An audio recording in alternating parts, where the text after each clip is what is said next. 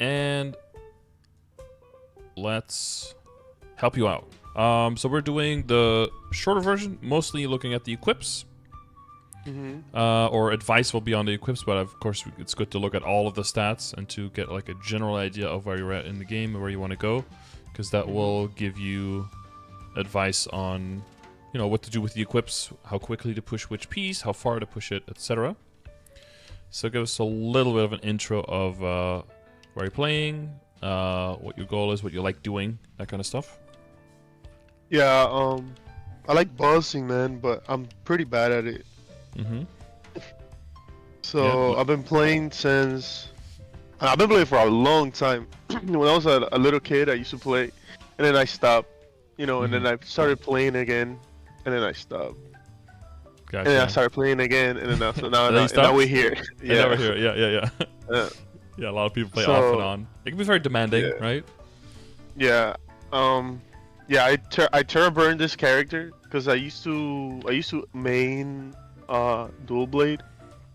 But I don't know, it was too hard for me, like mechanically, I guess. I don't know how true is that, but I feel like, with Dark Knight I can get away with more than dual blade, because of the dark path. I would put them pretty similar. I mean, you've got Chains of Hell, right, which is a pretty short cooldown iframe, and then you can also sometimes get an iframe out of your Final Cut as well, right? And Dark Side and that kind of stuff. I feel like I would almost say that Dual Blade is kind of like the Thief Dark Knight a little bit, if that makes sense. Maybe Shadower is a bit closer, but then Shadower is a bit more complicated, like mechanically. But Dual Blade, I think, is on the simpler side. It's pretty straightforward. It's basically just use all the skills when you have them like off cooldown, kind of like Dark Knight, right? So I would put them pretty similar. But if it was a long time ago, maybe the class has changed a lot since then, and maybe if you check it out, maybe it'll feel different now. Yeah, I couldn't tell you what year I stopped playing. Probably like 2022, 2021. I stopped playing. Yeah, we had the Destiny update, changed them a lot, right? Changed all of the explorers a lot. Okay, and so you want to be primarily focusing on bossing, but it's, you're still learning all of that, right? Yeah, I'm still learning. I tried to do Helix yesterday, and I think I should do. I think I have enough damage, but I suck at the game so hard. Yeah. So when you're doing a boss, is it just like, oh no, I'm dying, and are you like kind of tilting, or are you able to be in like a learning? No, missing mechanic, just getting hit by shit, not seeing that's basically what it is. Visibility can be tricky. Have you played around a little bit with the visibility settings? Yeah, I did that yesterday because I couldn't see anything when I was trying to do what's the name of that boss? Hold on. It's a CRA, the last one, Velum. Yeah, I was trying to do Velum. Yeah, I was getting hit by a bunch of shit. I couldn't see the floor, so I tweaked it. Yeah. Yeah. So like your own outline, boss outline, skill visibility, all of that. You've played around with that. Okay. And you feel that's in a better spot now to be able to see. Yeah, I can see more. Yeah. Because even with some classes, if you put everything on like maximum your visibility, so like, minimum visibility on a skill so you could see as much as possible, it's still sometimes like, no, you just have to kind of trust that you're pressing the bind and that things are going off and that you can't get hit for a while. You have to kind of trust the process, and sometimes the visual feedback just isn't great. I think layering in this game is kind of a big deal, but more experience will help you with knowing, when is something dangerous and when is something not dangerous. You start getting like more like an innate sense of like, oh, that attack just happened, so it's going to take a while before it happens again, and your automatic systems are going to kind of alert you for like, oh, this is something you have to take into account now, or this is something that is like not in the picture now. But that'll just come with running bosses 10 times, 100 times, 1,000 times, right? That'll just come automatic after a while. If you watch someone do the boss, they can sometimes make the boss look very easy because they already know all that stuff, right? Like, or they don't even know that they know, but like passively, right? They're moving in a way that is already preventing them from getting hit by certain stuff, and you're just like, how come they never get hit and I get hit by everything? But they probably did get hit a bunch of times, but those runs you don't see, right? You only see the runs like after 20 times. Yeah, exactly. Well, all the good ones, or just the ones that are almost. After a while, if you play the boss a long time, you have to try to get hit almost, right? It's it becomes second nature that you're just dodging everything. You're preventatively. Yeah, man. Yeah, you're like moving ahead of time because you kind of know, how big is the hitbox, You know the how long. mechanics and stuff. Yeah, yeah. Yeah, you know all the options, so you can respond faster to any of them, and you can put yourself into situations where you don't have to respond as quickly, and therefore you basically never get caught off guard. Yeah. Yeah, one of the issues I was running into was when I was using my my busting ability, I think it's Gugnir Descent. I get locked in place because I guess my attack speed is low, so I will get hit because I wanted to move, but I was locking the animation, so I couldn't move. Well, that's another thing, right? Is knowing like when is it for all of your skills, knowing when is it a safe time to use it, when is it not a safe time to use it. Yeah. And I guess with that is also the oh god, I'm testing my limits on the knowledge of Dark Knight. It's a while ago, but don't you want? Isn't like buff duration really good for you? Yeah, buff duration is.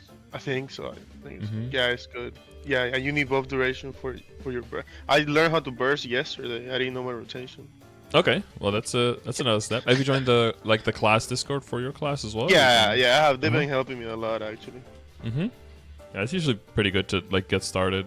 Yeah, here and there, some people want like a lot of guidance. Some people just want to have like general like, oh, don't do this and try to focus on this, and like that's enough for them. Yeah. But I guess you can look for however much you want. But yeah, you are pretty interoperability reliant. I would say I would put it on the higher mark if buff duration is really good and attack speed works. Is kind of like needed to get your. Because the main thing with attack speed is not so much that you do like a lot more attacks per minute, because it's maybe only like 3 or 4 more attacks per minute, I think, if you're constantly attacking. It's more that every single attack is just a little bit faster, so you're able to move out of the way after an attack more quickly, and then you don't get stuck on the ground. Or if you jump attack, the attack is over just before you land, so you can immediately dash out of the way, versus having to finish the animation on the ground and then not being able to move, right? I'm sure it's just a skill issue for me, to be honest. I just need to get good. Well, it's a combination of those things, right? Sometimes it's just easier to learn. With the different attack speed, you're going to have to make different decisions, and you're going to be able to get away with certain things that you might not otherwise. So it'll become a slightly different fight, and hopefully with the max attack speed, it'll become a lot smoother, right? But as you may know, there's some changes coming with the interoperability, and you didn't know about, so in Dreamers, so probably about June 12th, we're expecting the Dreamer update, so it'll be like 6 weeks from now. And then instead of 1 interoperability, we'll have 3. So you'll be able to switch between them, just like with the hyperstats now, essentially. But you still have to make them the same way, so you have to use the circulators and use the honor EXP and all that. But so the value of your honor EXP is going to change, because you won't have to necessarily min-max on just 1 interoperability as much anymore, because you're not using 1 interoperability for everything. So you can just make a second interoperability where just the top line is 20% drop and that's it, for example. And then you can use that one to open up the boxes in, at the end of the boss fight, and then have more drop rate, more chance for the rings, more chance for the, Abzos and the arcanes and all that stuff. Yeah, that's really nice. And if you need some people maybe want like Mazobtain as the top line if they're going to be training a lot, and then they'll probably want drop rate as the second line, and then they can make that as a third one, for example. And then your main one for damage can really just be purely damage, and doesn't have to be some kind of hybrid of getting good damage but also trying to get pitch drops, at the same time, kind of thing, like now. So there'll be more freedom there, but it does mean that every single individual interoperability, we're not going to try to squeeze the value out of it as much, because we have to divide it over 3 and we can just switch.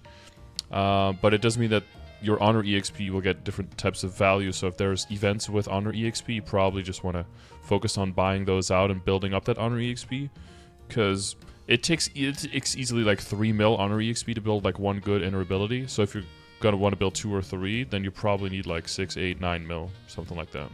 Yeah, I touched it yesterday and I got item drop rate and buff duration.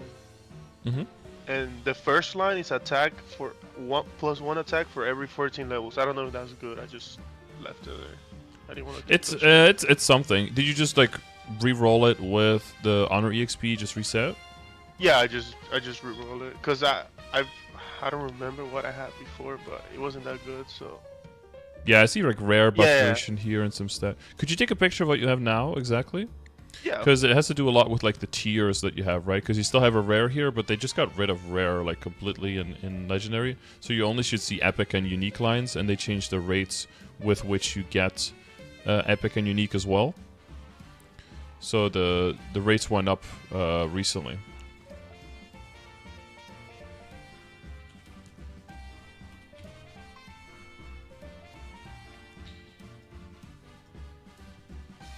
Ah, here we go.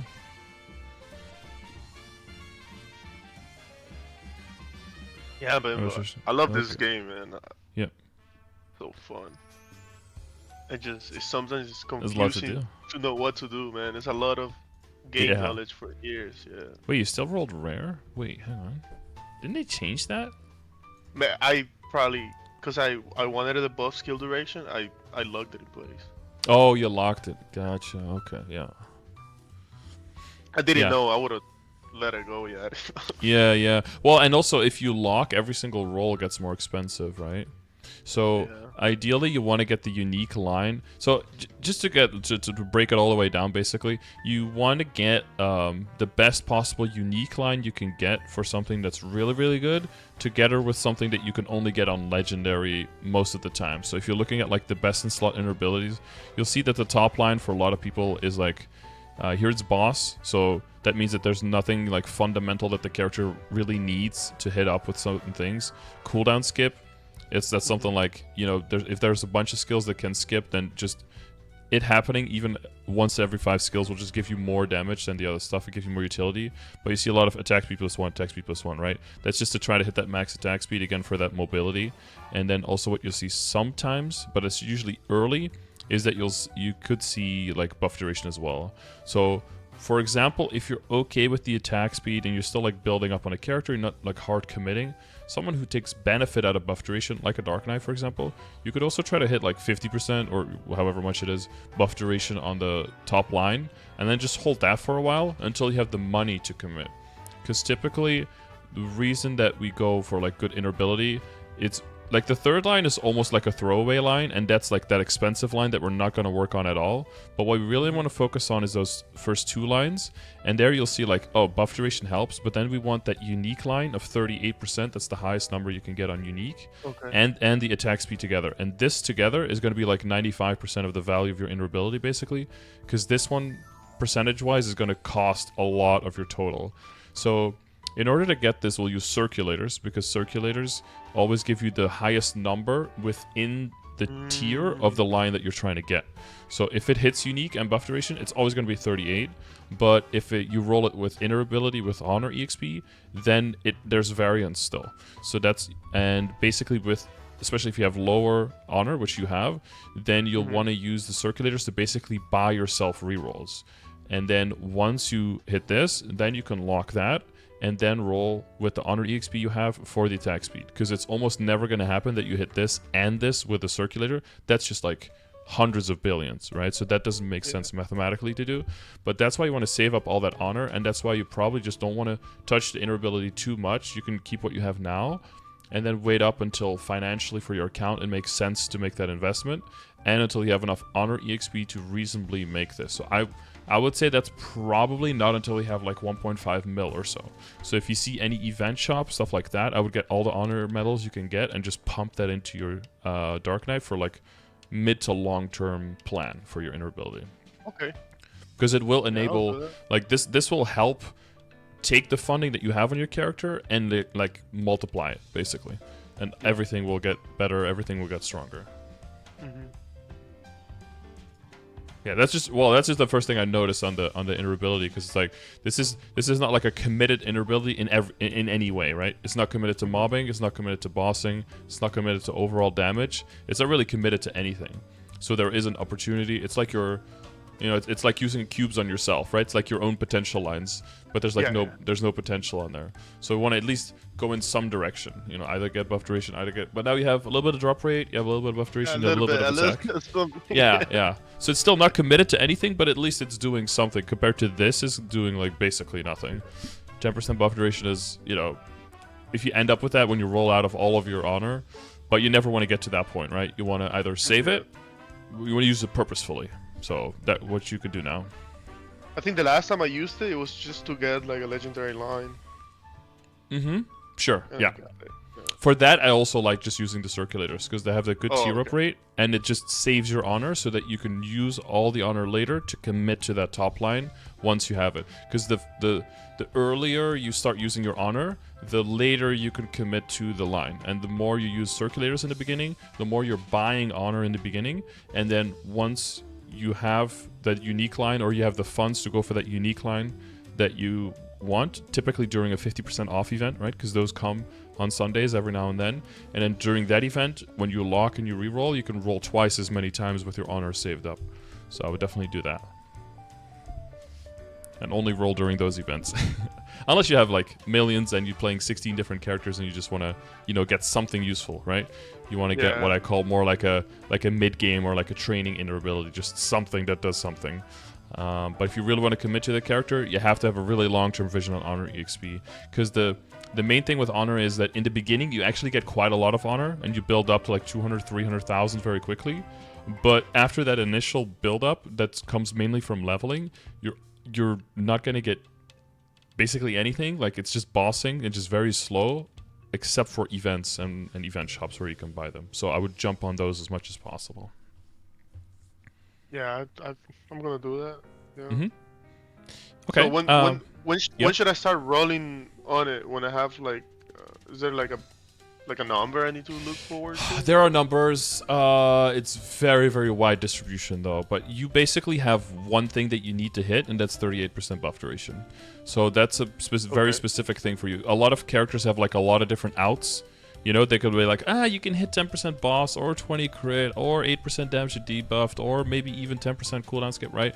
And then they can start rolling earlier because they have way more possibilities. For you, I would say is you just set a budget. I would just, whenever a 50% off ability event comes around, I would just look at how much money you have and see if there's any other project you're working on.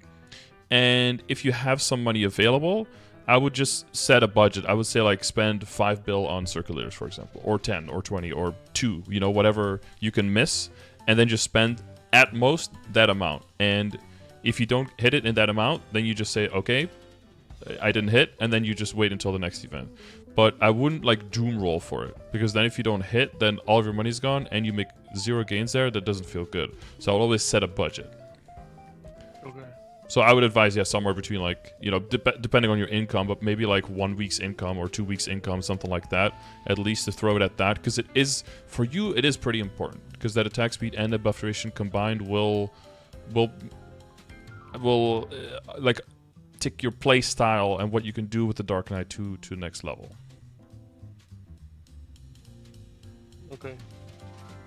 So yeah, 2 weeks' income, that does mean that, you know, as you start making more money, that will become more as well, right?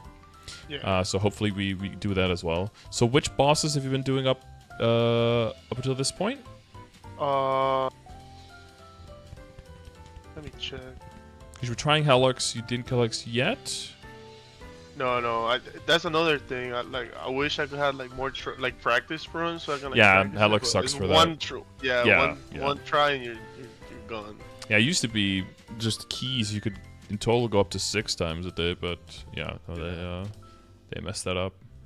When I used to play, I remember I could do up to Papalos, Chaos Papalos. Mm-hmm. That's the most I've done. Yeah. Mm-hmm. I haven't tried any of the other ones. CPAP. So yeah, so it's basically Lotus Damien and then Helix. Yeah. Okay, but you've soloed everything. Have you soloed like Chaos Papalatus? Akechi? Have you done Akechi? When I tried, I couldn't beat her. Yeah. Well, salty about that. It's a him, but yeah, he's very annoying, okay. right? You have to. Yeah. The main thing for him is you keep your distance, and you have a spear, right? So you can do that very well, but you have to stay like far enough. But of course, when you throw your spear, you want to do it on top of the monster, right? So you get that initial damage from the wind up. Yeah. So it's a lot about looking at the timing of the attacks, looking what they look like, and then try to dash behind, and then right when you're behind and he's still in the animation, then throw out your attack. But yeah, once you start getting juggled into the air, it's very annoying. And then once you get more damage and everything, and binding is one thing, but then when he gets out of bind, then he binds you back. You probably noticed that. Yeah, it's also not the most fun time, and then it starts like slashing across the entire screen.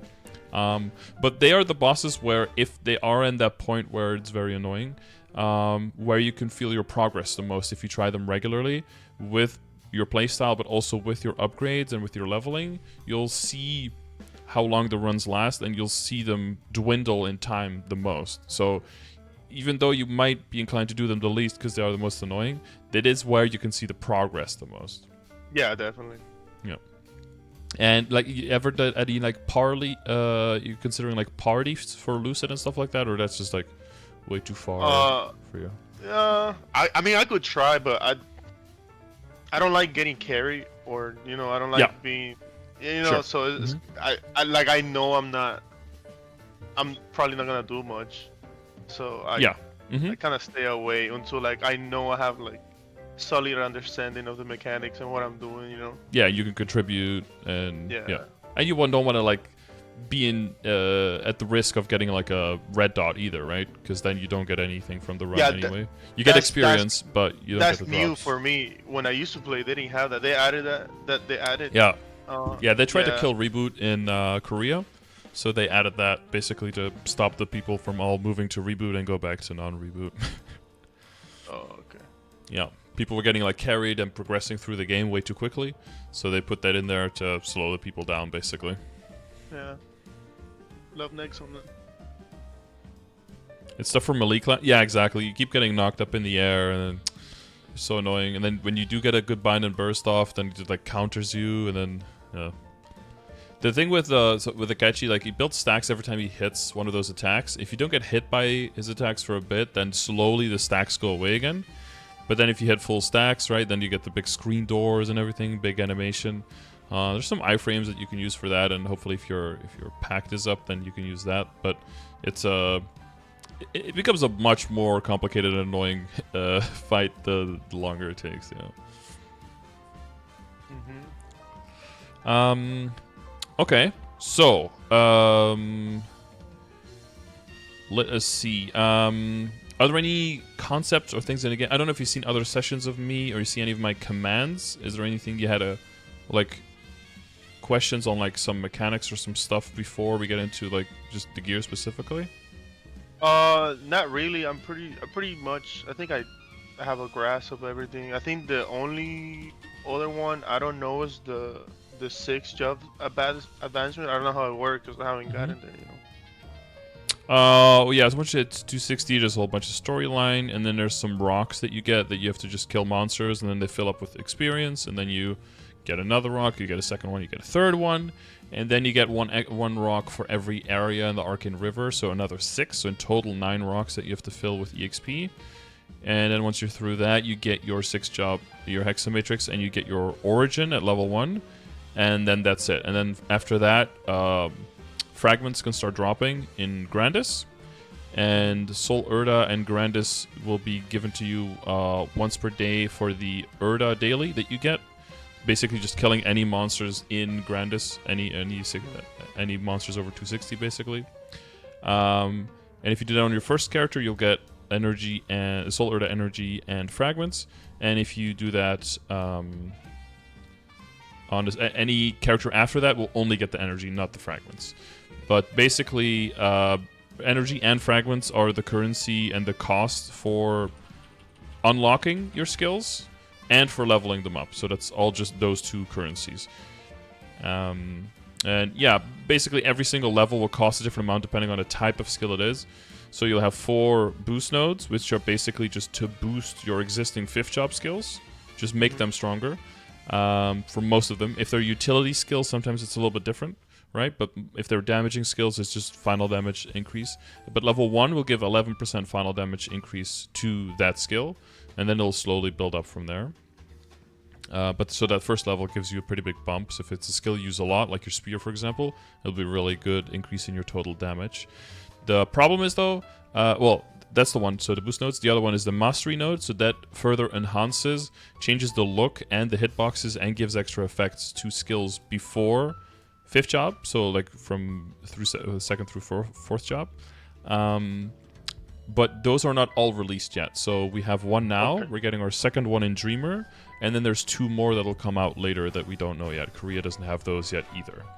So okay. Those will just enhance your existing skills. And then there's also common skills. We don't have those yet, but we will get our first one in Dreamer, which is a mobbing skill.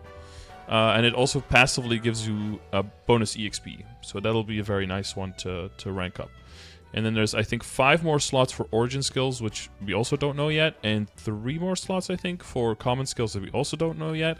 And then there's also a stat matrix, which is basically kind of like a... I don't know if you want to draw an equivalence for that, but basically you just you pick 3 stats for it. So typically we pick weapon attack, your main stat, and then critical damage. And if your class has a lot of critical damage, you might want to pick boss damage there instead. Those will give you the most damage. Well, I think stat is technically supposed to be your top pick, so for your top line. So weapon attack first, and then, stat first, and then weapon attack, and then critical damage or boss damage. So for you, it'll be critical damage, I assume. And basically, you can just level it up with just fragments. You don't need energy for that, but just fragments. But you always have too much energy anyway. You get some energy from bossing, and you get it from mobbing as well. But fragments you only get from mobbing. So you will end from the dailies and stuff like that. But you'll end up with more energy than fragments pretty quickly. And there, basically, you just get randomly, some of the stat will go up, and you can level it up to level 20. And then you hope that one of your stats maxes out to level 10. Any individual stat can go up to level 10, and the total levels is 20, and every one level, it randomly levels one of the 3. But the top one will give the most stat, but the top one also, the chance of that one getting leveled up goes down as its level goes up. So it's very unlikely that the top one goes to level 10. Hopefully one of the bottom 2 goes to level 10. But again, for that, we also only have 1 unlocked, and we'll get up to 6 in total. And once we have all 6, then we'll be able to min-max within that and make sure that we get like the maximum amount of stats from everything. But for now, that's usually one that you start looking at the stat matrix basically once your like most important Hexa Matrix nodes start getting up to like level 19 typically, because every multiple of 10 is very expensive. So from 9 to 10, 19 to 20, and then 29 to 30. 30 is the max level. It'll be very expensive to level up. So typically once you get to like 9 or 19, you start looking at some other stuff to level up to get more efficiency out of your fragments, because it'll be like 200, or the last level is like 600 or something. So typically if you put those fragments in something else, you'll actually get more final damage out of it. The main thing in the beginning to be aware of is that your origin unlocks, so that one you can level. That's mostly priority if you're trying to do bosses that are very, very burst heavy, like you're trying to do the highest level bosses around like party situations, right? When all of your buffs are on and then you want to do the most burst. Your mastery core, in order to unlock that, you have to have all of the skills that are part of the mastery core boosted in your V matrix at least at level 40 each, without counting the bonus from the slot, so not the gold rim around it, right? So at least, yeah, on average level 20 and 2 boost nodes, right? And then for the boost nodes, so the ones that boost the V matrix 5th job skills, the skill has to be maxed. So it has to be level 25, also without the level up. So for those, some of those you might not be able to level for a while, but I think your boost nodes are already maxed, right?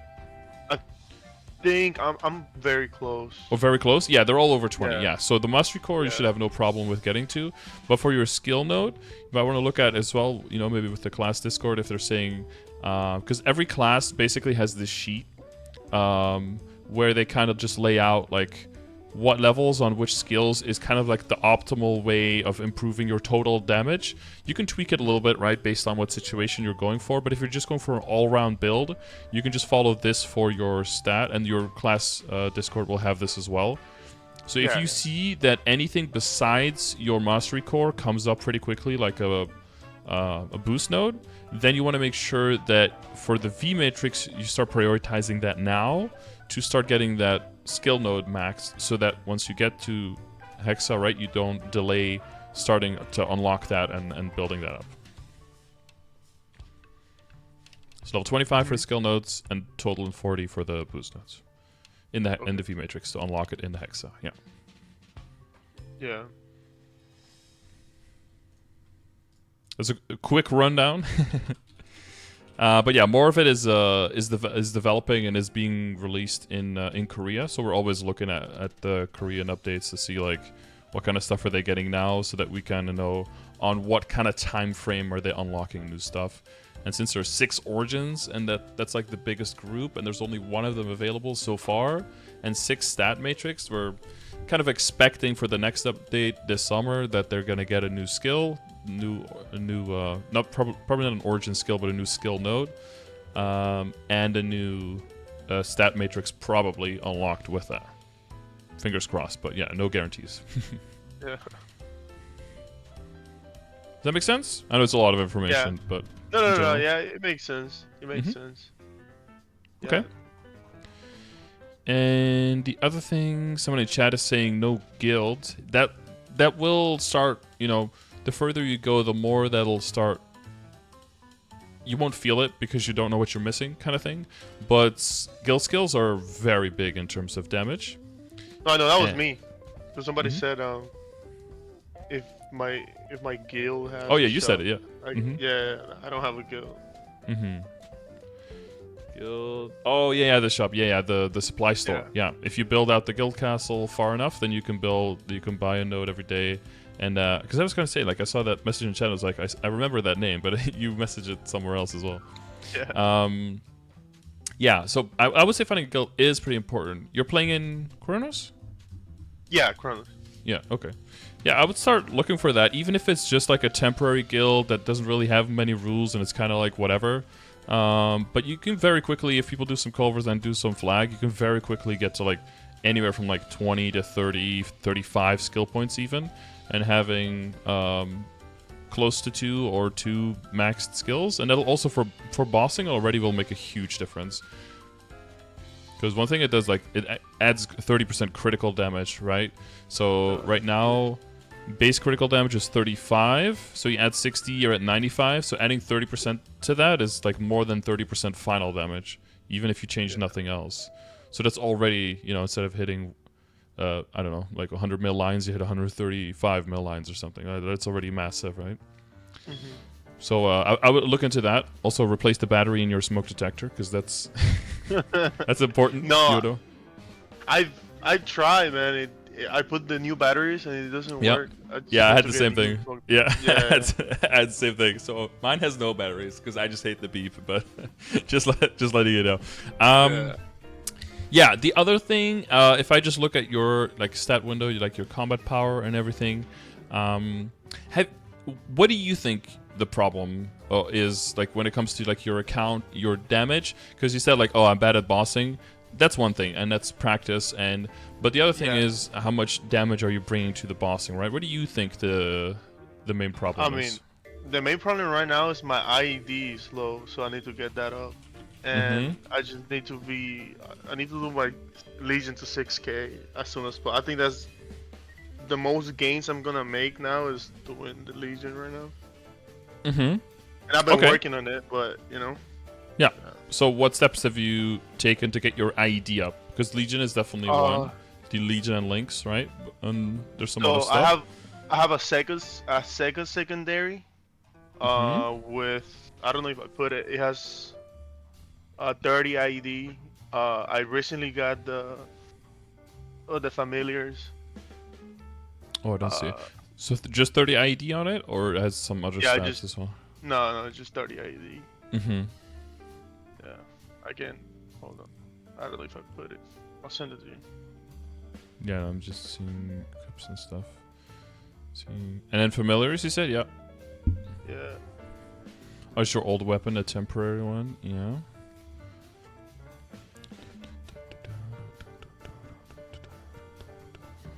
Got 215 IEDs? Nice, nice. And because this is without the familiars out, right? How much can you get your IED up to?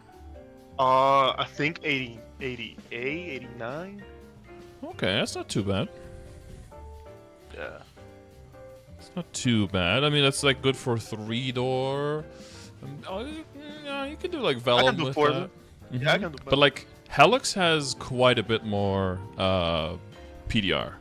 So for Helix, you'll also notice that your numbers just go down in damage. It's not because of level difference, but that's because of the PDR difference. So that's when you want to see if you can get closer to like 93, 94, like more that area. Yeah, ID on here. Yeah, and your current set is basically hit attack on everything, right? 2 attack, 2 attack, 2 attack. Yeah, it's kind of like blessing and a curse kind of thing. Because hitting attack is nice, it works on bossing and works on mobbing. That's great. But if you don't get any IED there, you don't have a huge legion, and you don't have your superior set completed, you're gonna be struggling for IED pretty much on any class. So up until this point, it's actually, I almost prefer it if you get the bad line, quote unquote, of IED, because it'll just increase your total damage by a lot, right? Okay. So you could see like what could you consider maybe re-rolling to see if you could hit, because like it'll look very ugly, but like even if your weapon were to roll like a line of boss, a line of IED, a line of attack, like something kind of ugly like that, it would actually be really valuable for you in this situation, because it'll be useful everywhere. You can still kill mobs very easily, right? Because you've got all of the flat attack on everything else. Yeah. So you have to look kind of at like where could you sacrifice some. If you're getting close to 90 in your current setup, and you're mainly working on Legion and your links, you've got like the Lumi link, like that kind of stuff. Yeah, it's 150, I think. 150, okay. Yeah, with some bonks and everything, it sometimes 200 in no time. Use this for mobbing. Yes. Get the extra crit. Your crit isn't your crit pretty good as a Dark Knight? Oh god, do I remember that correctly? There's some extra crit rate on some skills, right? I could. Like Gungnir's... Doesn't Gungnir's Descent have like extra crit or something? I think you also have some built-in IED somewhere. Yeah, it has 30% IED. Mm-hmm. Yeah.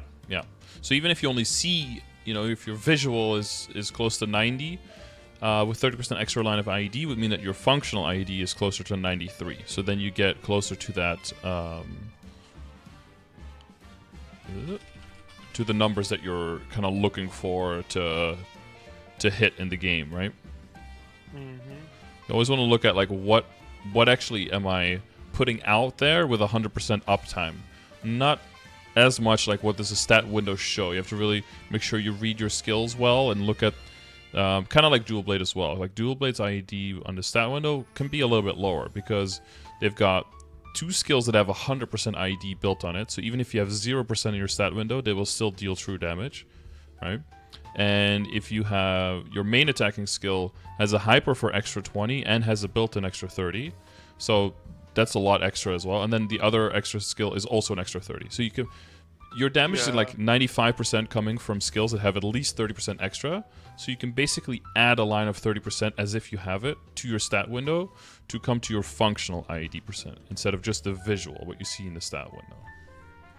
So it's good to know that just for your character, like what is, because eventually you will get to those numbers, right? Because like I said, legions, the links, and you get your Helix set, your superior set, you get all of that stuff, and it'll just be more little sources of IED coming from everywhere, and that'll just make a huge difference. And then, just like the inner-ability, it'll be something that just magnifies all of the investments you're doing.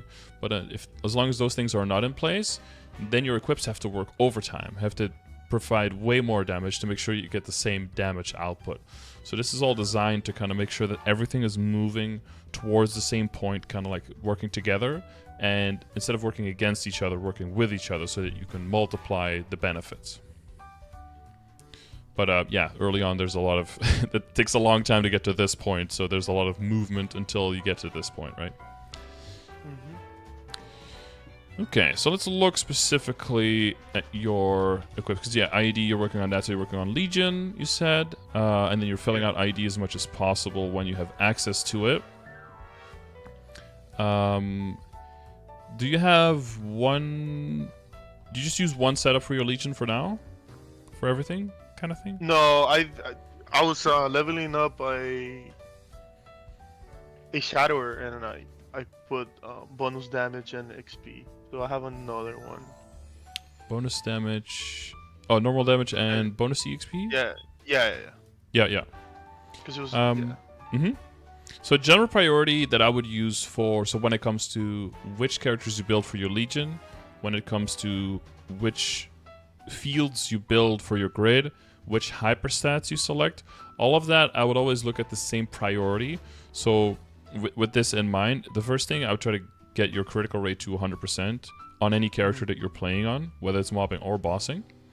The second thing I would look at is to try to get your IED up if you're bossing. So in bossing scenario, once that is, you know, either completely filled or at the number that you're looking for, right? Then go into critical damage. And then if you have anything left, that can go into boss damage. So that's for the bossing setup. For mobbing after the critical rate, I would go, depending on how much you can fill, I would evenly distribute it basically between critical damage and normal monster damage until you can kill all the monsters in your map. And then once you can easily kill all the monsters in your map, so sometimes that's 0, sometimes it's completely filling them up, then the rest can go into bonus EXP. And the great thing about this setup is that once you have already started building it to crit rate, if you build up, if it's a mobbing build, right, then you can move into bonus EXP, you don't have to go through the middle again. And if it's bossing, you can build horizontally, and then you can go down into boss damage if it's a bossing setup once you're done with the other two. So that way you don't have to go through the middle multiple times. Oh, okay. Yeah, that makes sense. Yeah. Now, in the beginning, you're still, you know, 3k, and then suddenly it gets bigger. You get to put... In the beginning, you can have more than you can fill, but then once you get to 5k, 6k, suddenly it'll look like it's very empty. So then it's good to have the priority straight. And something might happen, right? Like you might go into IED because you need a lot of IED, and then maybe you re-roll your emblem, and your emblem rolls like 35 IED and 18 attack. And I was like, oh, now I have too much IED. Well, now you want to go towards whatever you have that is the most flexible, which would be your Legion grid. And then maybe you could just take a bunch of IED out and put it into boss damage instead. And that way you still get damage from that extra line from your emblem without having to re-roll the emblem, which would be very expensive. So that way you can kind of stay flexible, right? So you want to see like the hyperstats, the Legion, the links. You want to see that as basically the icing on top of the cake. Like the cake is like your character stats, right? It has its own benefits, its own flaws. Then you put the coating on, and then your potentials is basically like the toppings on the cake. Like that's the hardest to replace. So if you put other stuff on the bottom, the whole thing will get better. I don't know why I went for a cake analogy, but here we are. And sometimes it happens like that. Okay, that's good. Mainly focus on one character. You're building it well, but you got 22 characters, right? Every new character past level 60 will count. So if you get 20 more characters to level 100, that's 2k Legion, you're at 5k. It's really power in numbers in the beginning. So if you make one new character a day, one new character every other day or something, slowly level it up, maybe 60 or 70, next day finish it, something like that. Slow and steady, within a month, boom, 5k Legion, without really doing too much work. Yeah. It's really fast like that in the beginning. Okay, any other questions before equips? No. You good? So far, Okay. so good. All right, so equips. Main thing is you want to look at... There's two major things, right? One is how many backups. One is how much money are you making. So do you know roughly now how much money you make? I don't know how much No. I started playing like a week ago. So. Yeah, so you have still purely on the build-up. Yeah. Yeah. So yeah. Okay. So 3 major things you can spend money on, right? Flames, potentials, and what's the other one? Star Force, right? Those are the three main things. So way in the beginning, it's easy, like it's Star Force, right? Because you don't have any cubes and any money yet, and Star Force is right there. You can get things up to 10. It's very cheap, very fast. Well, depending on the level of the item, it can already get kind of expensive. But like up to level 10 Star Force, that's like brain dead. Then you start working a little bit on potentials. And flames is really something you kind of ignore for a long time, except for on weapon. Weapon flame is very important. That'll be a big part of your damage. And I already saw your weapon flame is already looking pretty good. It's got a decently high tier. I don't think it's a... Actually, it might be, because Absol flames are kind of trash. And it's got some damage on all stats, so that flame is good. So then, I'm already not really thinking about flames too much. That could come after everything is like 17 and has decent potentials, basically. So when it comes then, it's either potentials or Star Force. I like to go for potentials first and try to get my drop and my meso gear built up. So you have put some work into that. What is a current drop and meso setup? I couldn't tell you, man. I just had a bunch of items when I came back. I don't even know what I used for what. Let's see. So if you were to put on now, like the 9 items that have drop or... do you have 9? Because I see 3 here. 5, 6, 7, 8, 9. Yeah, you've got 9. But you mainly have drop, I think. 2 meso. And 3 with meso. So 3 meso, 6 drop? Does that sound right? Yeah. If you equip all of them? Yeah. So it might be a good idea to... First, with the set that I like a lot is just to make a 5 and 4 set. So 5 meso, 4 drop. Because 9 pieces can get drop on meso, right? And the meso caps out at 100% from equips. So that's 5 lines at 20% each. And then the drop rate... You want enough drop rate to get enough bags, but that already happens at 66.6%. And between inner ability, between decent holy symbol, between coupons, you're very quickly going to get to that percentage. So we want to stack as much drop rate as we can, but only after we max out on the meso in the beginning. Mainly because this is your main character, this is where you're going to be training, right? So this is where we want to make sure that you get good value from the hours that you're putting in to this character. So that's where I would start. And then the next step when it comes to drop and meso gear, this usually happens like after you've hit like everything 17 and everything is like unique, decent potential, your weapon, secondary, and emblem are good, which we already talked about, right? Those are already good. Then the next step is to make a complete 9 set of just drop. So to get to 180, maybe get lucky and hit 1 double, and maybe get to 200, because drop stacks up to 200% from equips. So that would be up to 10 lines. But 9 pieces, 180 is also very good. And that's mainly to open up the boxes and stuff when you're bossing, so that you can make sure that you get more backups. That's that second part I was talking about, right? Getting more backups. Because if you don't have backups, you don't have money, all you have is risk, and very high risk. And what people end up doing when they don't have money and they don't have backups is just work on the potentials really hard. And they get like legendary, all legendary Absolab at 17 star. With like really good potentials. And that can kind of brick you into being stuck in Abzo, because then once you do get an arcane or something, you have no money to upgrade it whatsoever, and you don't want that. So you want to make sure that you upgrade the pieces enough so that they can help you get to the next step, but not so much that they would slow down once you get to the next step to be able to transition into it. So for when it comes to CRA, those are the first pieces to 17, mostly also the first pieces to 19, to 18, and to 19, and then to 21.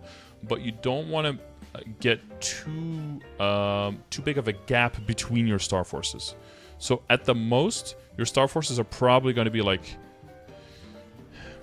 5 apart is like the furthest, but that's only if your CRA goes up to probably 4 actually, probably like 4 Star Force apart. So you kind of want to like a harmonica, like a caterpillar, right? You want to if the front moves, the back has to like kind of move with it, because otherwise it's going to be too inefficient on that higher end to make up for how efficient the lower part is. So CRA up to 17, cool, but then everything else goes to 17 soon, and then after that, CRA goes up to 18, goes up to 19, and maybe goes up to 21, but as soon as that happens, everything else is trying to follow as well. So, the superior gear, if you gather the fodder gear, right, the backups, we're talking about that again, that stuff will get up to 21, probably transfer down back to 20, but still, that's a big... That closes the gap, right, with the 21. And then the arcane gear comes in. Doesn't immediately go like 17, 18, 19, because that's really expensive in the beginning. But the arcane gear probably eventually goes up to 18, 19, before the CRA also goes to 22. So you kind of want to keep the Star Force moving together and not get too big of a gap. Because what happens when you get too big of a gap, you get inefficiency, right? That money would have been more efficiently spent somewhere else. Kind of the same thing with potential. So if the item is going to be mainly focused on Star Force, then typically I go a little bit lower on the potential. Like CRA, for example, usually I go a little bit lower. I stay unique because top hat and bottom have horrible rates. They just have a lot of junk lines. Maybe you lucked into these lines, maybe you had to roll a lot, but it's just really hard to roll good potentials, and that's just, again, that's like inefficient. So at this stage, I want to make sure that you have a set of 5 Meso 4 drop. I wouldn't re-roll what you already have, because I think everything complements. Because you have eye face. Oh no, you have double eye, I think, right? Oh no, this one isn't tiered up. No, so you have eye face, 2 pendants, ring, earring, 2 for 5. Oh wait, I counted this one double. Oh no, you have 3 and 5, so you're missing a ring? Right now you're missing a ring, yes. So I got one more, if you get 2 more rings with Meso obtain, then you'd be good, and you'll already be 1 step closer to like the 9-0 set as well. But I would just focus on that 5 and 4 set for now, so get a little bit more Meso obtain. Okay. And then you're locked into that. And then the next money... Well, we have the 5, 10, 15 coming, right? So how much money do you have right now, in this very moment? I think almost 6 bill. Okay. Yeah. Because then the events can always disrupt a little bit the general order of things, right? Because they will make things more expensive. Well, cheaper, hopefully. Can make things more cheap. And then the efficiency goes up on that thing temporarily. So for that, I like to use the calculators. Have you used those a little bit already, or not? Yeah, when I upgraded my gear last time, I used the calculators. Yeah, because apart from that one hat that's like 20 star, because that's looking at me a little bit like, felt like you were trying to see like, I want to make a 22. But then decided like, okay, this is failing a lot, I'll just stop at 20. That's kind of what that piece looks like, but I might be wrong there. But other than that, it's just a good idea, like I said, to keep the Star Force equal, because you'll it doesn't feel like fantastic to have everything like 19 stars, but I think it feels even worse to have like 2 22s and everything else 17 and then be weaker and having spent more money, you know? It's kind of about just like knowing that you're doing it the right way, or like the efficient way, and then just trusting in the process rather than... And if you do that, you know, if ever you just want to do some random stuff, you want to like, you know, try to get like 21 star CRA, but do that like on a mule or something, you know, where when it fails, because it will, it's not that big of a deal. Or do it on cubes, where off event it's not that much more expensive than on event, and events are like 6 months in between anyway, and then you can just roll with that, and then to kind of like gamble a little bit, because you know we all like to gamble a little bit sometimes, you know, but you'll get more. You get more in touch with your own risk assessment and your own risk profile as you go. And you'll learn for yourself, like, okay, this is where I'm okay with risking it, and this is where I'm totally not okay. And I think once you have that feeling, it's good to hold on to that and let other people, like, inform you, but never let anyone influence you on, like, you have to tap now, or, like, you should tap now. It's like, that you have to kind of make that one up for yourself, I feel. Yeah. And a lot of times people just, you know, peer pressure and that kind of thing, and you end up tapping when they shouldn't and failing miserably, or succeeding. But that succeeding feeling, that good feeling, that goes away pretty quickly. But that horrible feeling when you fail and when you let someone else decide for you, that one stays very long. So small upside, huge downside, in my opinion. So let's look at Abzo. We want to safeguard, right? Because we are here. You're not in a guild right now, so no. So you would star catch. You would have to star catch, right? But you probably up to 17. You can do that very easily. 5, 10, 15. 15, 17 is looking like 400 millish. And you have a few at 16, I thought. But that'll be pretty much the same. So let's just say 400 mil a pop. So that's 1, 2, 3, 4. 5. We can do that for the belt. Let's look at the backups. And the earring. Because they are legendary. Let's look at those. Okay, that's a lot of cups. We can clean that up. We can clean this up. You have a lot of solid gear. Do you have any reinforced or superior? It's all solid, right? Because you haven't killed... Have you killed hard lucks at all? Yeah, hard, yeah, but... But have you seen any reinforced from that? Any blue items? I see mostly purple stuff, right? No, I have one set of reinforced. Yeah, those are one in the pictures, right? The belt and the earring, and then the ring you have, and you have a pendant. You have one set. No, I don't have a pendant. You don't have a pendant, right? Yeah, because you don't have the extra ID. You don't. I have an extra reinforced earring though. Oh, earring. Yes, I see it. Yeah. Okay. Yeah. Okay. Okay. Which is okay, but you want to save the coins. You want to save the coins towards. Oh yeah, this is the one you have now. Yeah. Save the coins towards superior, because that's where you're going, right? We're going for the moon. Going slowly but surely. Yeah, we can go through this maybe real quick. Here in Cronus. I mean, you can. So you could sell these if you want to. That's just purely money. You can't use them for anything else. The spell traces. Okay. So that unless you're really attached to them, like emotionally, then you know, I'm not trying to tell you what to do, but you can freely just like NPC those, and you have like a second stack started. These are the ones that drop from bosses now instead of meso bags. They don't do that anymore. So that's all just that's all traces now. When it comes to your use inventory, it looks pretty good. Like those extra potions, like those Jews and stuff, I typically NPC those as well because it's a decent amount of money.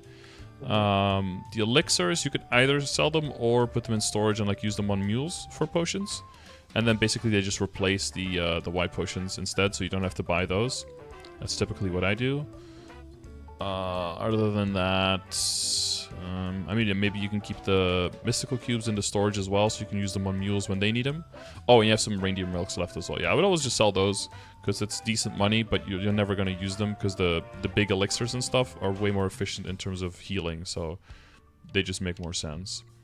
Everything else looks pretty clean here. And when it comes to the equips, you can always get rid of like extra eye patch, sorry, not eye patches, don't get rid of those, of extra aquatic letter eye accessories and condensed power crystals, unless, for example, your current one is just epic and you get one with a really, really good flame, then I would maybe switch over, because then the flame is just worth way more than the potential. But if you're already working and it's already, you know, got like legendary potential, it make more sense to just later maybe use some flames on it to try to get a better flame than to redo the whole thing. So that'll clean up a bunch of space for you. So the general thought here is if something is going to ever get into the realm of possibly booming, then you might want to keep backups. If it can't even possibly boom, then just one is enough, right? So for these eyes and these face, I would get rid of those. For the cups, if you have a long-term plan of leveling up your alchemy and fusing the cups together, you can actually get value out of them every single time you fuse them as if you're using a flame, so you can get free flames out of it that way. So if that's, you have a lot of the cups, so if that's in something you want to do for the future for this character, you can get value out of them that way. So that's an option. Yeah, I started to do that, but I don't know how far I am. But did you build up to Meister first for alchemy? No, I'm doing it right now. Oh I yeah, don't yeah. want Okay, to okay. burn. Right, gotcha. Yeah, because if you fuse as an alchemist, the quality of the fuse is higher. So then it's the same as a eternal flame roll essentially.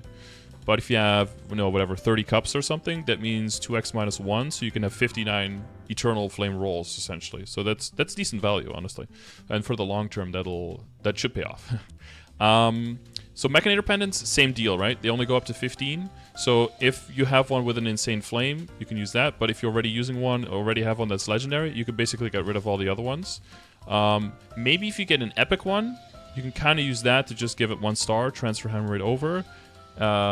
Towards the next thing. But the problem there is the 140 pendant, right? You'd have to do it into like a Dominator or something like that to be able to use those later and have those have potential. So I would just get rid of all of them unless they're epic, unless they have some like insanely high flame, but you're currently already invested in one, I thought, right? Yeah. Mechanator and and it's already legendary. Yeah. So you can just get rid of all the extra Mechanators. No need to hold on to those. So for the earrings, whichever one you're using, I think you're using the Diacitus, right? Yeah, Diacitus earrings. So you can keep some backups for that if eventually you want to get this to 17. Eventually you want to maybe even get it to 20 or 19 for like mobbing. Just keep a handful of them so that you don't have the safeguard. So you can just send it. That'll be cheaper on average than having the safeguard. And you have the inventory space, once you get rid of all the other stuff.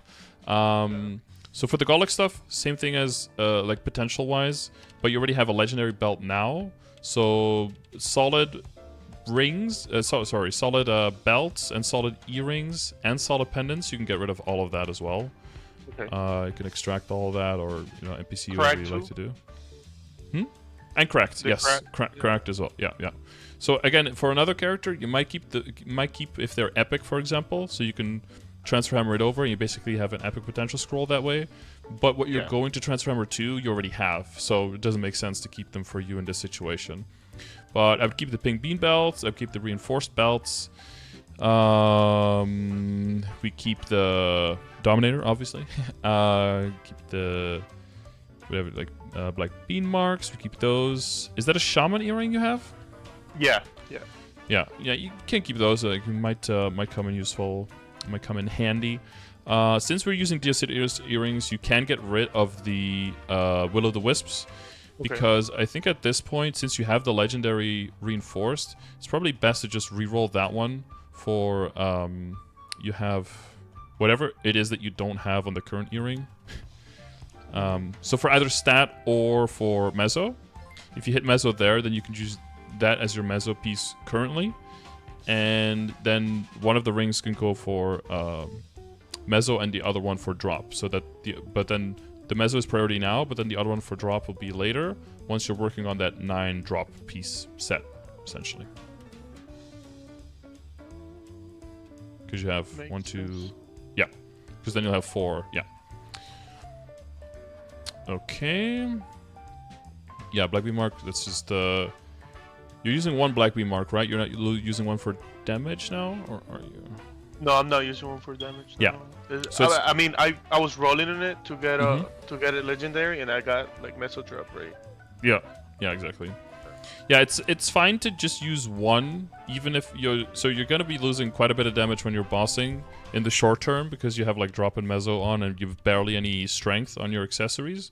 But you need that drop and mezzo so you can get drops quickly, like superior and like dominators and Karna treasurings and that kind of stuff, so that when you commit to your full damage set, which will basically be a combination of Sweetwater and superior stuff, and then that'll replace basically like in one go all of the drop and mezzo stuff and be like full damage, and then you'll get a huge spike in damage. So until then, your damage has to come from your matrix, come from doing your symbol dailies, come from your weapon secondary and emblem, right? And come from all the other pieces a little bit together. So it's good to have the Abzo to 17 right after you get the drop and mezzo set completed, because then you can make sure that you don't lose too much damage when having that set on, essentially. So you have a lot of inventory space extra. That's good. So now you have a good amount of space to build those fodders for your superior for the later projects, right? So we're building backups for CRA. That's just by doing CRA weekly. We're building backups for getting... Well, we're trying to get the superior. We're starting to do Helix, right? We're hopefully that's going to get better soon. And we're building backups. The first superior stuff is just going to get to 17, right? And then we're building backups to hopefully transfer hammer 21 to 20 into them. So that's going to be pink bean belts, reinforced belts. It's going to be reinforced earrings, right? Again, doing Helix, you'll see those quite a lot more. And then dominators, so daily normal arc is very high value. Also primals, which will help you make Meister rings if you need that, right? And then Kana treasure rings. And if you get further into the game, also already, it could be Daybreak pendants, but, you know, that's Vihela and Saren, so that's a little bit further than where you're at right now. Yeah.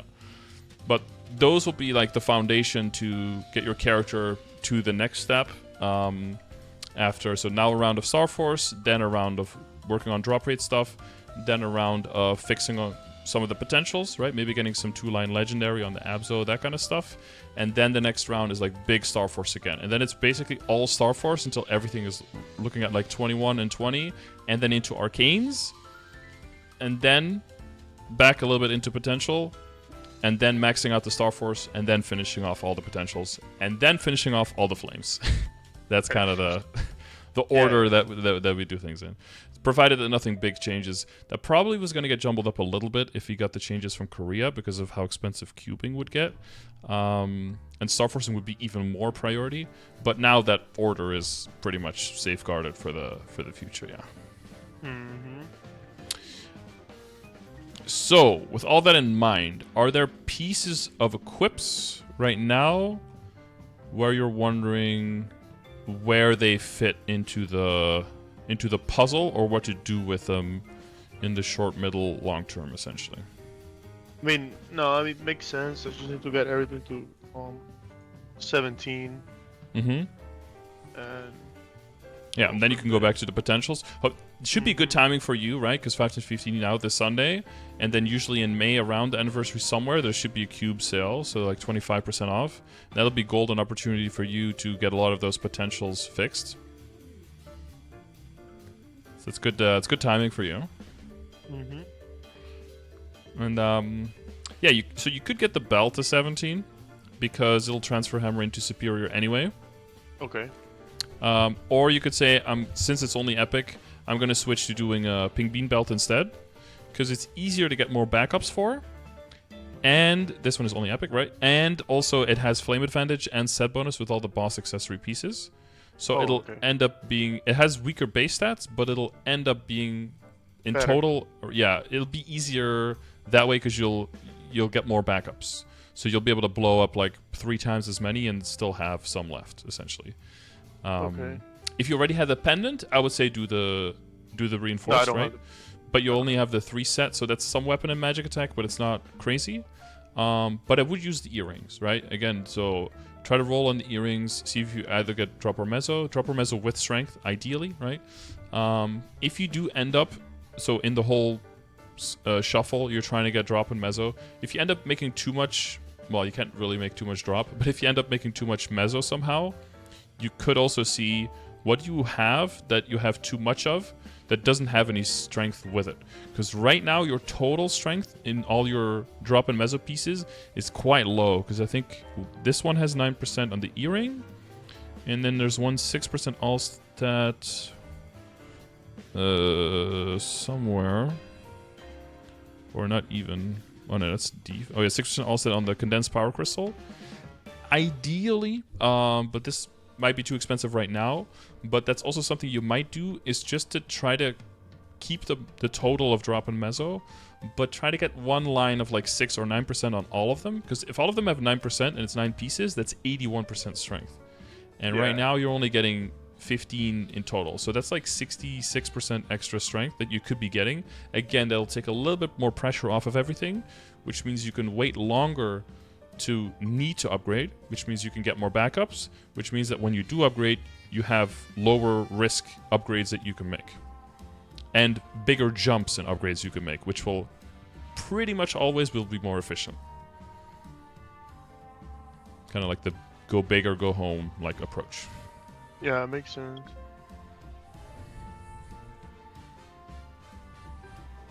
So, what was is 3 drop and 4 mesa rings? Like 3 and 4? That's the metric? Just the rings? Well, so the total... So when it comes to like weapon, secondary, and emblem, you kind of want to see all their potential lines as like one blob of like 9 potentials. And you want those 9 blobs to kind of do something for you, right? They want to hopefully get your ID to where it is, and then get a healthy balance between attack and boss, so that when you're bossing, you don't lose too much damage, and then when you're attacking mobs, you also don't lose too much damage. And in the same way, you will kind of look at your accessories. So the rings, earring, 2 pendants, eye and face, is like one blob of drop meso set, and you want to make different sets. So I want to make sure they have one with 5 lines of meso and 4 lines of drop, because it's 9 pieces. If somehow you get a double line, any kind of combination, then you just add one of those lines extra to it. But the meso stays at 5, so then it would become a 5 and 5 set. Then you'd look for 1 extra line of drop. Which will also mean that you stay 5 and 4 if you're using something like a spirit pendant, for example. So that's something you also want to think about, how much you care about that. And then the next set, I would say after 5 to 15, and basically after you fix the potentials on stuff like the Abso, hopefully in the same cube sale, you have enough money to also work on the next set, which will be just to get 1 piece of drop for every single slot. So 9 sets of drop. So that would be an extra 5 items that are meso now that you have a accompanying replacement for with just drop rate. And that'll help you get those Dominators, Kana Treasurings, and Superior Golics, that stuff. That's all affected by drop rate, and that you can then switch into before you open up the box. That's also coming in Dreamer, by the way, that we're going to get those, or should, you know, disclaimer, I don't work at Nexon, but we're getting those big character presets where you just, with 1 click, you'll just switch to the completely different preset. All your equips, all of your hyperstats, Legion, like all of that will all switch to the other set. And then if you have a full set of drop to switch to, you just click, boom, switch, open up the box. New inner ability as well, right? New drop rate there. And then just have every single week basically have the chance of 2 or 3 weeks combined in one run, so that you can just progress at a more reasonable pace rather than just maybe waiting months or years until you get a certain drop. Because after this, what's the next stuff is trying to get Twilight Marks, Slime Rings, boss rings from boxes, right? Pitched boss pieces. Oh my god. If you don't have like the drop rate set up for that, you might as well just not even count on that. You might as well just see that as like, I'm gonna plan aside from that, and if I hit one, that's cool, but I'm gonna pretend like they don't even exist, right? But we kind of want to, you can, but you can play more like they do exist. Oh, and I guess the reinforced Golics ring gets to 17 as well, right? Because that's that one's already here. Yeah, for the other pieces in general, I would advise if something doesn't go past 15, I wouldn't get it to 15, because between like 11 and 15 is very expensive for almost no gains. You can kind of see getting to 15 as basically paying the admission fee to be able to play in the 15 plus area. And you don't want to pay the admission fee if there is no 15 plus area. Basically that. Because that's where the weapon attack is, right? Big stats and weapon attack, and that's where the big money is. That's where the big gains are. And especially it's especially that efficient because all of that weapon attack multiplies with all of your percentage attack from your WSE. So that's when the synergy really starts building. Yeah, 245. Your matrix is still growing. Your boost nodes look very healthy. But yeah, those skill nodes. So look at those skill nodes, right? See which ones are high priority in the Hexa Matrix, and definitely start prioritizing those. Oh, you have some IED as well in your weapon aura, right? So as weapon aura levels up, it'll also get more uptime. So that'll also help with the IED on top of everything. So I think you're good on IED, but you definitely want to keep an eye on it for sure. Yeah, a little bit more. Yep, all the other stuff looks good. If you're buying, you're very DPM heavy, so if you can hit something like a continuous ring or something, that would be magnificent for your damage. That's for the Tower of Oz, right? Yeah, so that's not in Oz anymore. So Oz just doesn't have those drops anymore. They all come from the bosses. So if you open up the boss UI, so like the Maple Guide, and then look at the boss content, you'll see that the lowest rank boss, where are they here? Should be Akechi. Yeah, Akechi has the chance for the green jade box. So that's the lowest ones that you can get. And then CPAP is excluded from that group, even though he's in the same tier. He doesn't drop one. And then all the way up to normal Darkanel is the same quality, because, you know, Akechi and normal Darkanel about as hard. And then Hard Damien starts dropping the red box all the way up to... Is it Hard Will? Yeah, up to Hard Will and Varishilla. And then above that you see the black box. So that's when like you get up to level 4 rings. Well, red one is as well, but way better rates from the black boxes. Up until... up until normal Saren. And then everything above that drops the white box. And that's just level 3 and level 4. So there, you know, don't tell people who haven't gotten stuff yet, but there you can almost not get a bad ring. But, you know, the ring quality is high, but there's still a lot of different types of rings. So, yeah, it's still a swing and a miss a lot of times. I just got my Roar 4 yesterday on my Arc, so very happy that that search is over. That took a while, but there's many rings that will already give you like a pretty big boost, and the earlier you get one of those, the earlier you can have like one of your rings on your character that you just don't have to upgrade that much. You know, you can just leave them hanging behind, and you'll still be fine. You'll still be progressing.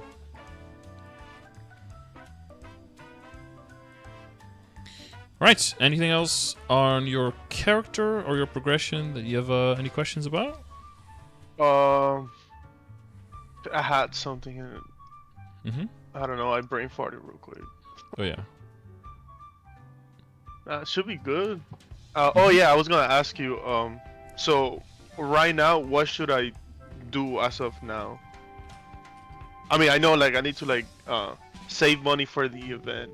But is there any upgrades I should work on right now to get like a little bit of a damage boost? Right now, yeah. So I think for your WSE potential, you can really only, with your current budget, you can only really fuck it up. So I wouldn't touch that. Your flame is good enough on your weapons, so I wouldn't touch that. Star Force coming soon, so I skip to the next pieces. If you get flames, of course, you can just slowly walk the flames up, right? You always have a weakest flame. You always have one that needs like the most attention. From the looks of it, probably your top has like the weakest flame, I think, at this point. So just look at whatever has the weakest flame, or whatever has the biggest gap between your current flame score and what the progression grid says you want to get towards, like late early game, early mid game, basically. Mm-hmm. So whatever has the biggest difference there, that's where I would use the flames on right now. Okay. But yeah, you're looking at, okay, Star Force, okay, we already talked about the Star Force.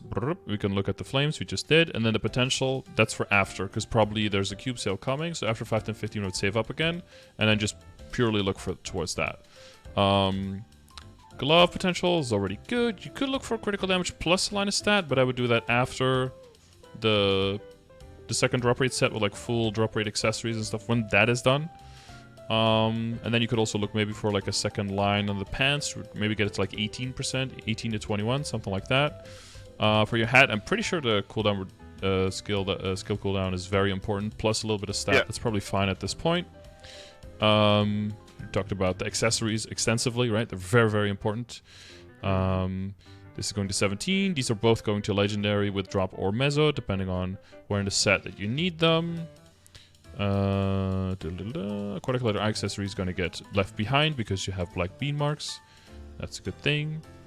It's a lot of just like prep for the backups, right? You're setting yourself up with the drop rate, with doing the right bosses, getting as many chances for backups, so that when that next update comes, you want to have like 10 reinforced earrings and like 15, pink bean belts and stuff like that, so that you basically will guarantee that something upgrades. You want to make every single upgrade, you just want to make sure that you don't have a chance, or that the chance that you throw away all your money and that you have no upgrades. You want to minimize that. And then we make sure that the chance to go downgrade is 0, always. Fairy Heart will be pretty high on the potential as well, because it has the lowest amount of junk lines. So for money spent, you have the best gates potential here. So I would plan this as well before the Abzo, but after the drop rate stuff on Cube Sale. So put it on that list with that. I don't think I have the cup here, but again, like for the cup, we're going to be fusing, right? So whenever you get something that's a little bit better, just switch them out and then keep fusing all the ones that you have. Yeah, these you can get to 17 as well. Because even if they lose their function or you get something else that's better, you can always still use them. But they'll also help keeping the pressure off of your other accessories, right? With that extra weapon attack, essentially. Yeah, keep doing these. Now, right now, I'd say it's mostly saving. But just like with the Honor EXP, you want to do the same thing with your Mezzo. Just because you have a little bit more now, doesn't mean you should spend it all now. Because it might not replenish as quickly, right? That's the thing to be careful about. But as you're doing more bosses, your weekly income will go up. And then I think more of your money, instead of going directly into your upgrades at that point. Because, like, let's say that there's a Star Force event in 2 weeks, but you have like 3 backups in total that you could use. Maybe now is a good idea to look at, maybe there's a 50% off Inner-Ability event, and I spend way more money on my circulators instead, right? So I can get that Inner-Ability fixed. Or maybe there's no event like that either. Maybe there's a bossing mule you want to, you know, do more bosses with, but their emblem and secondary is really bad. So maybe you work on the potential on those instead, right? As you get more income, you'll be able to put it in more places, and you'll be able to look. You have to take a little bit more of a step back then, just from your main character, but to your entire account, and say, how can I make my whole account make more money? Yeah. Because that'll only mean that once you do have those extra backups, now you'll also have more money, and now you increase the chance again of making an upgrade and not making any downgrades. But it's still early times, right? So yeah. I think you've been spending in the right place, mostly. I think the only thing, but it's a very small thing, is I wouldn't have gone that far with the CRA potential. Okay. But other than that, I mean, you get the critical damage on the glove. You haven't really gone crazy on anything. I mean, like the helmet is 20. I probably would have kept that at... Rather than the helmet at 20, if you had the whole CRA at 18, it probably been cheaper and about the same gains almost. A little bit less, but it'd be way cheaper.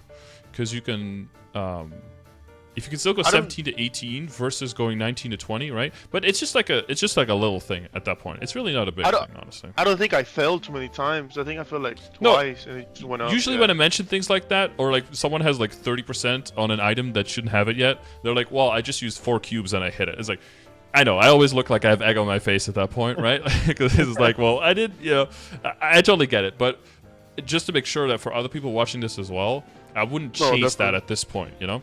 Just to clarify that point. Yeah. But you can determine... So that's what I would do. That's what I would advise. If you're like, okay, 5, 10, 15 happens. I only spent like 2 bill. I got everything to 17. I've got 4 bill left. I want to see if I can get the CRA to 18 and all of the pieces to 19 as well. You could also do that, but it's best before you do that, probably, to look into the calculator. Look at how much you're planning to spend on the cubing afterwards and see how much that is going to cost you, right? Just like we're looking now at how much a Star Forcing is going to cost. So if that says like, oh, the cubing is probably going to cost like 10 bill and you have, 7 bill left or something, and it's only going to be 3 weeks from now, maybe you can spend a little bit more. But be careful. I would err on the side of caution, because once that foundation is laid, you have that 5-4 and you have that 0 and 9, like those drop sets, then you can spend more freely, because the money's just going to come back in. It's as long as you keep playing, the money's going to keep rolling back in. So until you have the foundation, I'd be pretty careful on where you spend the money. Definitely. I should be doing Sweetwater, right? I hate that. Yeah, I think it's very good. The slower you progress, the more valuable it is, because it'll give you more general, safe, guaranteed upgrades. If you're going like very quick, you've got like a guild and alliance, you got a bunch of friends, people carry you everywhere, they're helping you out. You can get backups for higher level pieces way faster, and then it's almost a waste of time and makes no sense for most of those people.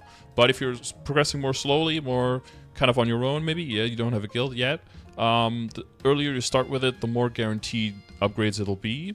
And even if you don't end up using it, you can use it as a fallback, as a backup for stuff like Pitched and Daybreak. And then you can make sure that every Daybreak and Pitched you get has a higher potential of making you an upgrade.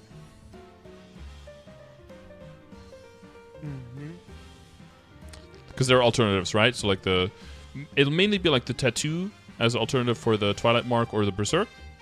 And you can use transposing, and you can use a Sweetwater Pendant so that you only need one Dominator to get a high Star Force Pendant, right? Because there'll be no chance of booming Dominators anymore after you transpose. There'll only be chance of booming Pendants, but those then you can replace with the Dineros. And then all your Pendants you can save for fodder event to go into Superior Pendant. And then after that, as fodder into Spear Pendant, into Source of Suffering once you're killing Vihilla. So you'll basically never have too many of those. You'll always need them. So the more you can take pressure off of them and offload them onto something else, like Sweetwater, I think that's a good alternative. Okay. And then the monocle you probably can totally skip because you've already got Pink Bean, a Chaos Pink Bean accessory, Pink Bean Mark, and you probably will get more. And as long as you're use them wisely. If you get a Papalatus Mark, maybe you can consider it. But even then, you can get the Pink Bee Mark up to 20, right? And it has Flame Advantage and Set Bonus, so it'll be so close that I think that's very much a sideways upgrade, so I wouldn't advise that. But Tattoo mainly, and then maybe the Pendant. Those options, yeah.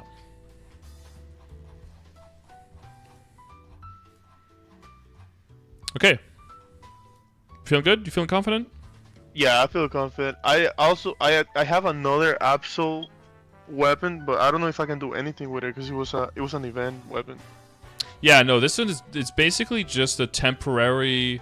It's like an event ring where it has its limitations. You can use it, and it's really good when you get it. But then, as soon as it becomes, as your account outgrows it, it's completely obsolete. Like the good thing with the event rings is that at least you can redo the potential. So if you roll damage on it, you can use it as drop or use it as meso.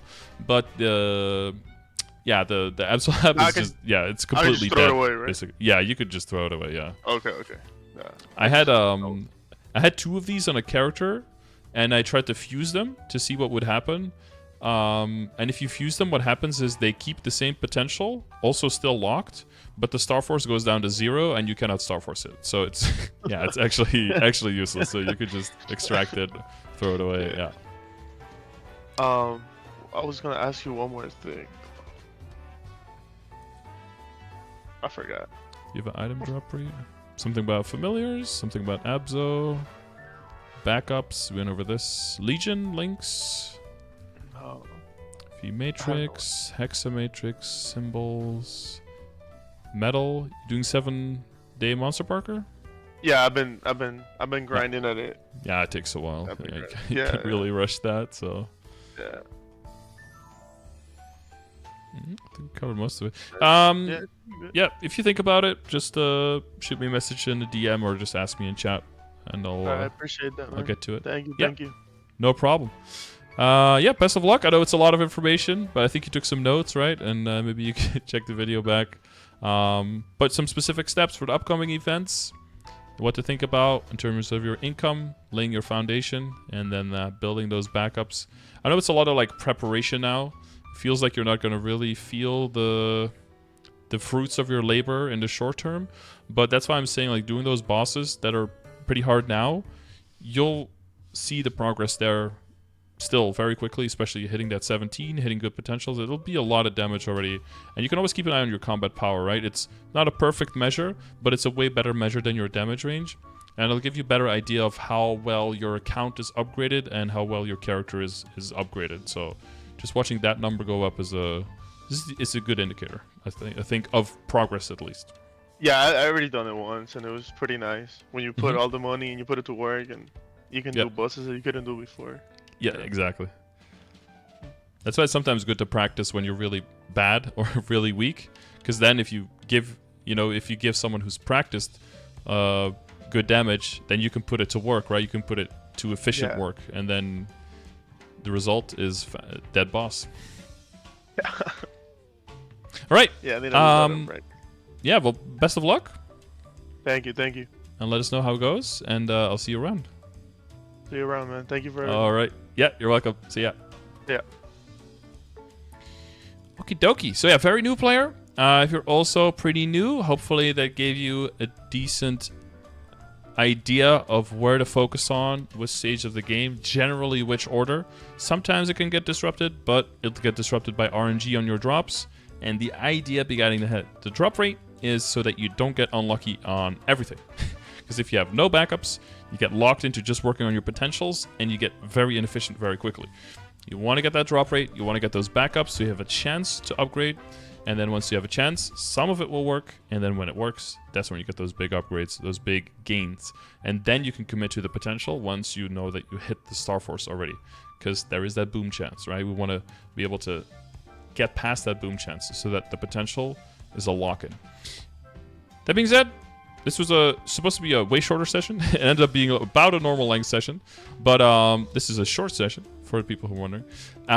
If you want one of these, check the description of the video or check the chat, Twitch chat over there on the left, yelling all kinds of cool stuff at each other. If you want to be there live for those, I stream every day over at twitch.tv/Scardor if you feel like checking it out. Or you can just check out the next video or whatever pops up on the screen. If you want one of these sessions, I just said that, but also if you leave a comment with your Discord name saying that you would like to win one of these sessions, you could be one of the 2 lucky people that get drawn at the end of every month. Next week will already be the end of this month. So don't dilly-dally. Don't dilly-dally door, or you might miss your opportunity. Yes, all of that. If you need any of these resources, well, not any, but most of these that I just shown, those are all available through my Twitch chat. They're available to anyone. You don't have to be subbed or anything like that. Also, when I'm offline, so feel free to use them, feel free to bookmark them, and if you have any questions on them, feel free to ask me whenever I'm live.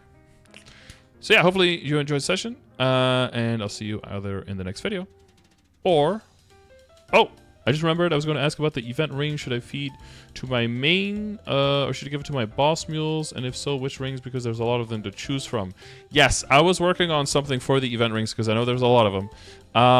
I think you have enough rings on your main right now. You even have the Treasure Hunter John and the Ephia's ring I saw that you could fall back into. And you have a decent amount of the stronger ones. I would just pick the stronger ones, honestly. So like the Heroic Awake, the Glory Guard, Justikar, or the...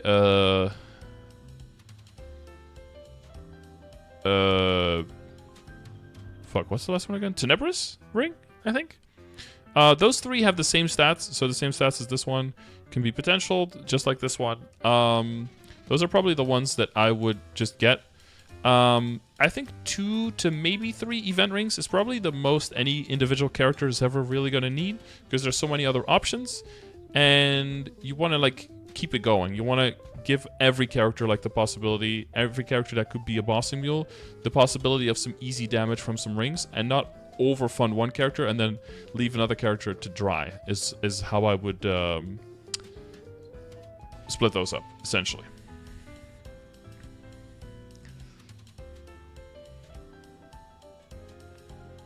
Yeah, a Silver Blossom ring will feel like, I mean, it'll feel like it does nothing. It kind of does nothing.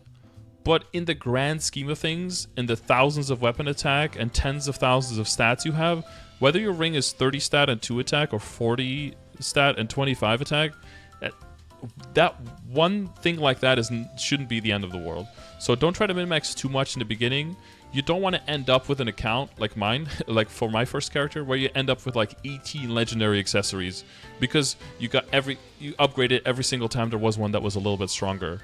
Because then there's just a whole lot of money going to waste. And it's better to spread those items over your account and bring all the characters up, bring all of the income up, and then shove that income back into your main character. That'll be the better, yeah, at the end of the day, that'll be more efficient. Okay, was it my outro? Yes, fully outroed? Okay, so thank you for watching this video. That was the last part. And, yeah, see you in the next one, or live over at the stream, again, twitch.tv/Scardor. All right. See ya. Bye.